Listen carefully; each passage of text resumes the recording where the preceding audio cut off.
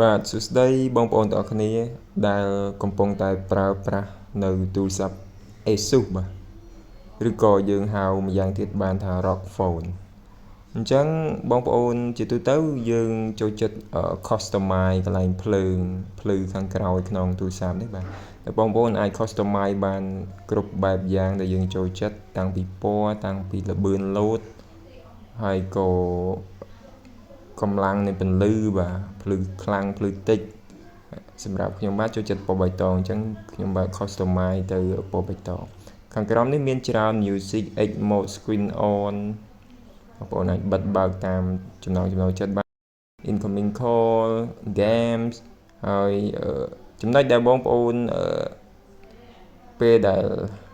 យើងភ្លឺភ្លើងរហូតសូម្បីតែពេលយើង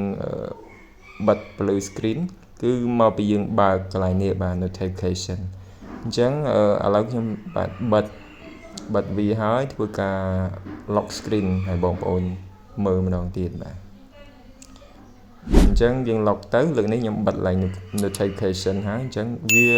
រលត់ធម្មតាបាទវារលត់ធម្មតាអរគុណ